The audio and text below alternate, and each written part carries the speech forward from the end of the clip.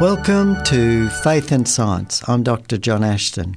I was reading an article just recently that was a report on an older news item that came out in May 2021. It was a report that Darwin's Arch, which is a large rock formation off the Galapagos Islands off Ecuador, had collapsed. So the arch had collapsed due to erosion activities. And I thought this really reminded me that there is so much geological evidence for a young Earth when we look at the geological structures that we see. Yet there's this convention that still tries to interpret these ages in terms of millions and hundreds of millions of years, thousands of millions of years, of course, for the age of the continents. But when we look at things like erosion rates, we can see that these processes are very rapid.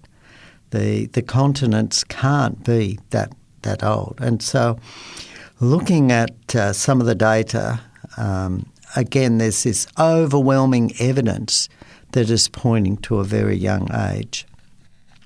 One of the scientists that I got to meet when I was visiting the United States is Dr. Ariel Roth, and he had been the editor of the journal Origins, and he's a very active scientist and published quite a bit in the area of evidence supporting a young Earth and creation.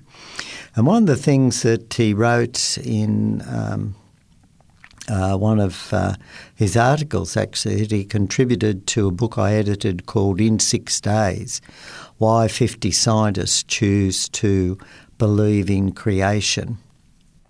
And the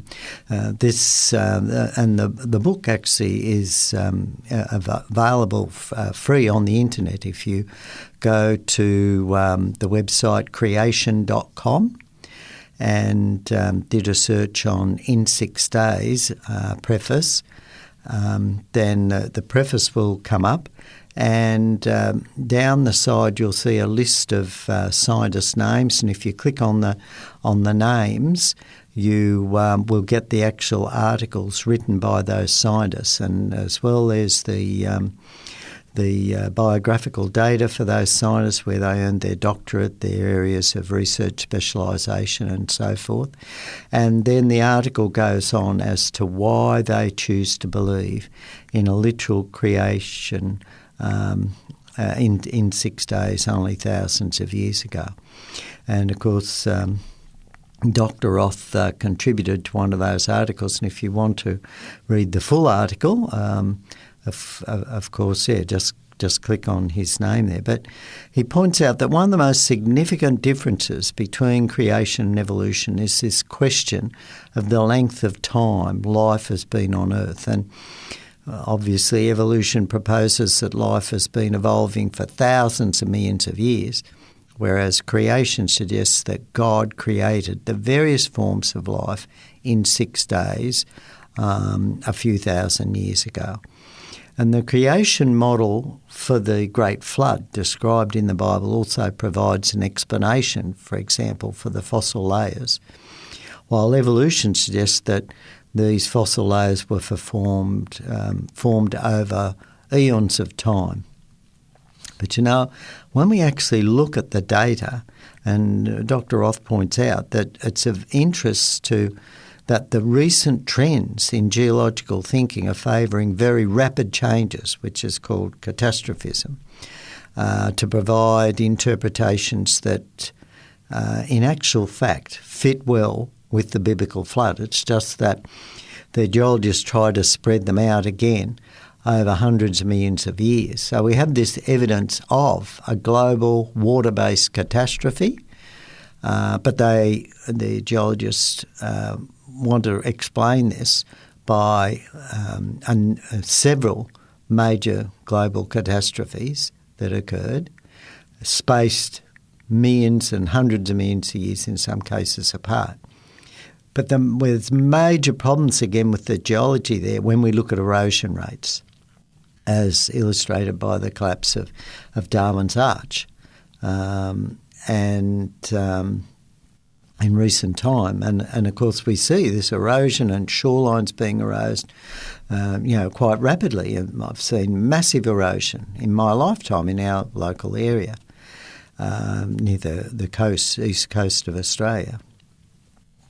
Now, unfortunately, geology isn't moving towards a biblical interpretation, but in our schools and universities. But the only reason they're not doing this is that they have to continue to deny the evidence for a relatively recent global flood. They just have to deny the evidence in their face and continue to look for alternative long-age explanations. But the problem is that the evidence is continuing to accumulate that these long-age explanations just don't fit the data. They don't work. What works are long-age things. For example, visitors to the Grand Canyon usually, and I've been to the Grand Canyon a couple of times in the United States, hear the usual geological interpretation involving millions of years, and you see this on the signs and so forth and in the booklets that are sold in the shops. And we're told that the horizontal formation at the bottom, which is the Tapete Sandstone, was deposited about 550 million years ago, and the Kylab Limestone, which forms on the rim, is about 250 million years old. So there's, hundreds of millions of years involved here. Now, the Grand Canyon strata extend over about 400 kilometres or 250 miles into the eastern part of Arizona. And these layers are about 1 mile or 1,600 metres lower in elevation. And so it's supposed that the uplift of the Grand Canyon area occurred about 70 million years ago. So that is hundreds of millions of years after the sediments were deposited. So one would have expected that over hundreds of millions of years there would have been plenty of time for the sediments to cement into hard rock. And yet the evidence indicates that the sediments were soft and unconsolidated when they bent, because instead of fracturing like the basement rocks that are under those sedimentary layers did, the sedimentary layers that were obviously laid down underwater over these hundreds of millions of years, supposedly, the entire layer is bent and it actually thinned as it bent. So what I'm saying is that those layers between the Tapete Sandstone and the Kylab Limestone, right, which spans a time supposedly of about 300 million years, they, to explain this structure, they were uplifted, and in the uplifting process they were bent. They had to be bent from the layers that are still down low up to up high. And they're bent at quite an angle, in parts, getting up close to 40 degrees, just roughly looking at the stratigraphy of the area, the diagrams that you see. And so to bend all these layers at that time without any fracturing is powerful evidence that those layers were soft when that happened. And so you can't have this 300 million period, the whole lot, just bent like that without fracturing. Because, again, when we carry out an investigation, when we look scientifically at this and we, for example, look at the sand grains, they don't show any evidence of the material was brittle or rock hard because none of the grains are elongated. Neither has the mineral cementing the grains together been broken and recrystallised. So evidence, just when we look at the structure that we can look under the microscope, the whole evidence points that whole 1,200 metre, 4,000 foot thickness of strata must have still been plastic when it was uplifted. In other words, it couldn't have been millions of years old. Those millions of years old of geologic time are just imaginary. But the geologists have to imagine that to fit in with their evolutionary timescales. But this plastic deformation of the Grand Canyon strata dramatically demonstrates the reality of catastrophic global flood occurring over a short period of time that those layers were laid down. Now, the other thing that we often observe, again, when we look at these layers, is that supposedly laid down over hundreds of millions of years are the fossils. Now, there are many layers in which we find fossil animals. Now, most animals require plants for food in order to survive, and of course some of the animals are eaten by other animals. But basically, there's got to be plant-eating animals there to start the chain. And yet, in several of our important geological formations where we find good evidence for animals, we find little or no evidence for plants necessary to support the animals. The fossil assemblages that we find are incomplete ecosystems. And so we have to ask the questions, how did animals survive for the millions of years postulated for the deposition of these formations without adequate food? And instead, what we find in the fossil layers represents what we would expect from a massive catastrophic event and the different materials being sorted under these flood, rapid transport conditions. A number of these sort of inconsistencies with the long age model have been reported in the literature. For example, there's in the Gobi Desert of Mongolia, there are Protoceratops dinosaur-bearing layers where there's hardly any plants.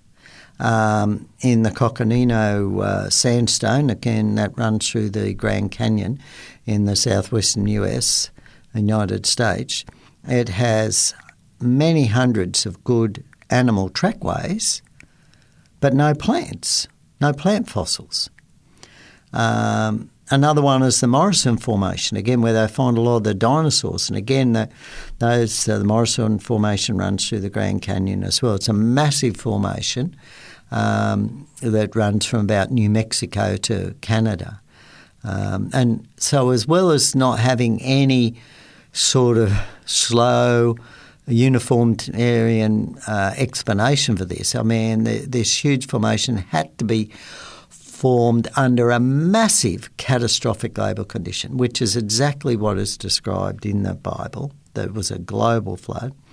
And this important dinosaur-bearing formation, identifiable plant fossils are practically non-existent. So we find lots of dinosaur fossils, but very, very few plant fossils. And so what did these giant animals eat as they evolved over millions of years? Because it's estimated that the large plant-eating dinosaur would eat, 3.5 tons of vegetation in one day.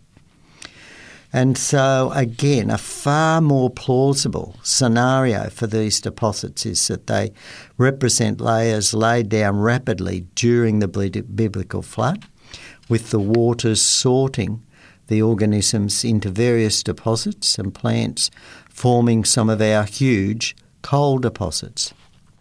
So when we look at coal is again powerful evidence for not only young Earth and short timescales, but also, of course, for the global flood. Now, we find coal deposits all around the world, and some of them are huge in their thickness, hundreds of feet, hundreds of metres thick in some places. And these layers are around now. In the area where I live on the east coast of Australia here, not far away is the port of Newcastle. And I think I was reading somewhere just in one of the newspapers recently that it's the largest coal exporting port in the world. Well, anyway, we certainly export a lot of coal from here, from the nearby Hunter Valley, and there's a number of very large coal deposits, particularly down the east coast of Australia. And one of those is found in the Latrobe Valley in Victoria. And the coal seams there occur within thick layers of clay, sandstone and basaltic lava, which and together these form about a 700 metre or just over 2,000 foot sequence of rocks known as the Latrobe Valley coal meshes. And these, of course, lie in a deep depression called a basin. It's roughly about 300 kilometres long and the same wide. Much of the basin actually lies under the ocean off the southern coast of Australia there. And the offshore coal meshes, I've read in one report, are supposed to be almost 5 kilometres thick. So this is huge. And so these coal consists of a massive, very fine plant debris, and much of it, quite a bit of it, is partly decomposed plant remains. And so this enables scientists to identify what the plant material was. But what's the explanation for the accumulation of these huge deposits? So the standard theory that we learn, of course, is the swamp theory. But there's and that is that the plants grew in a swamp, they fell over, rotted, and there were layers just deposited, and they grew up, fell over in the swamp, rotted down, fell over, rotted down, and so forth. And I can remember learning that when I did geology at university. But there's powerful evidence that these brown coal deposits did not accumulate in a peat bog or a swamp. So, first of all, there's no sign of soil under the coal, as you'd expect if the vegetation grew and accumulated in a swamp. Instead, these coal deposits rest on a thick layer of clay, and there's a knife-edge contact between the clay and the coal, and this kaolin clay is so pure that it could be used for high-class pottery. But also, there's no roots penetrating the clay. So you've got this clear layer where the plants start, and there's no roots down in there. So again, it doesn't fit this long-age uniformitarian model. It fits a flood model.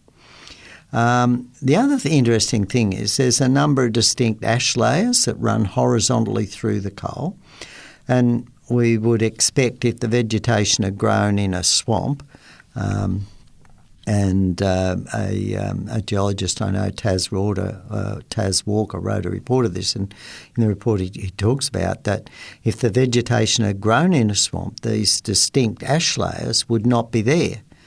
After each volcanic eruption, the volcanic texture of the ash would have been obliterated when the swamp plants, recolonised the ash and turned it into soil. But not only is there no soil, but the vegetation found in coal is actually not the kind that grows in swamps today. So again, when we drill down and we look at the evidence for these models and scenarios that we're being taught in school and university, and we look at the data that we can actually measure now today, it doesn't fit. It doesn't fit the theory. For example, in the Latrobe Valley, the vegetation found in the coal is very similar to that found in mountain rainforests. And one researcher suggested that the best match for the mix of vegetation in the coal occurs in the mountains on the western half of Papua New Guinea at a height of between 1,200 and 2,200 metres, or between 4,700 feet against sea level. And similar vegetation is also found in the mountains of Australia, Malaysia, New Caledonia and New Zealand. So they're not the kind of plants that grow in a swamp or floodplain. In fact, most of the types of plants that have been found in the Latrobe coal meshes still grow today. These plants, and most of them actually came from conifers, a group including pines, spruces and cedars. And it's interesting that most of these plants too are not swamp tolerant. Norfolk pine is one of the plants of the Araucaria type of species, and it tends to grow in sandy soils and tolerates sea spray, but it does not like waterlogged conditions. Another one of agathis, or which the kauri pine is an example. These are big trees, and again, kauri pines don't grow in swamps. They prefer well-drained, deep, moist soils. Another one is the Huon pine, and again, it needs good drainage. Another one is the celery top pine, another Tasmanian type tree that prefers cool, moist, well composted soil, but it does not grow in waterlogged conditions. Another pine is the brown pine that prefers well-drained soils, not swamp conditions. Out of some of the non-conifer plants that have been identified, casuarinas are one that's commonly found, but there's only 2 of the 30 species of casuarinas that tolerate poor drainage, and so most prefer light, well-drained soils. Of course, the she oak will grow in swampy conditions, but it's only, as I said, one of the 30 or so species. Banksia, again, only 2 of the 47 species of Banksia tolerate swampy conditions, and most prefer well-drained conditions. The native New Zealand red beech, Nothofagus fusca, again, it is a cool, temperate rainforest tree found at high altitudes. They don't grow in swamps. So it's clear that overall the plants identified in this massive brown coal deposit are not the sort that grow in the wet, swampy conditions. Most are drought tolerant and grow at high altitudes. But the fact that they're all found dumped in this massive deposit is very consistent with a huge water-based catastrophe that swept vegetation from these non-swampy areas into a basin that had formed. So, when we look at it overall, coal deposits are very strong evidence for a catastrophic global flood. It's also interesting that experiments have been done with conditions mimicking natural forces that can produce coal in actually very short periods of time. In some of these experiments, brown coal has been formed in weeks and black coal in months. Similarly, experiments are being done to show that oil can form quickly too. Opals can form quickly. So again, there's also evidence for rapid petrification of wood and these sort of things in experiments that have been done.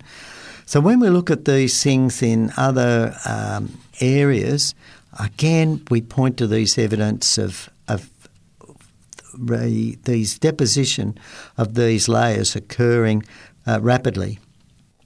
We find, for example, in some layers there can be evidence of raindrop marks, ripple marks and animal tracks at the boundaries of layers, and yet there's no erosion in between the layers. And so again, this all points to rapid deposition of these layers. There's examples of, in some places, of layers that are completely missing in terms of geologic time. There's also examples of wormholes, root growth and these sort of things across these paraconformities that again point to the fact that they couldn't have been laid down. The boundaries don't represent layers laid down over long periods of time. They are very short periods of time. In fact, the almost complete lack of clearly recognisable soil layers anywhere in the geological column is a major problem. And of course, when you look at the literature, geologists do claim to have found lots of fossil soils, or they call paleosols. But often these, in most cases actually, these are very different to the soils today, lacking the features that characterise soil horizons and the features that are used to classify different soils. In fact, every one that's been investigated thoroughly proves to lack the characteristics of proper soil. And yet we would think if deep time, these long millions of years ages, were correct, with hundreds of millions of years of abundant life on Earth, there should have been ample opportunities many times over for soil formation. Of course, there's many other examples of rapid formations of geological structures such as canyons, such as Providence Canyon in southwest Georgia, the Burlingame Canyon near Walla Walla, Washington, the lower Lutwit Canyon near Mount St Helens. And so these are canyons where we've actually observed them forming very rapidly, not over millions of years. And of course, another classic example of rapid formation is the island Surtsey, which formed as a volcanic eruption. And we saw, the gradual development of plants and animals and insects and so forth on the island was observed since it was erupted last century. So we have, everywhere we look, clear geological evidence for a young Earth. The old Earth age model really doesn't fit the evidence when we drill down and scrutinise the evidence. So we have powerful evidence for the historical record in the Bible as the account of our origins, how we came to be here. You've been listening to Faith and Science. And remember, if you want to re-listen to these programs, just Google 3abnaustralia.org.au and click on the listen button. And remember to tell your friends about these programs and the many other great programs that are available on 3ABN Radio. I'm Dr John Ashton. Have a great day.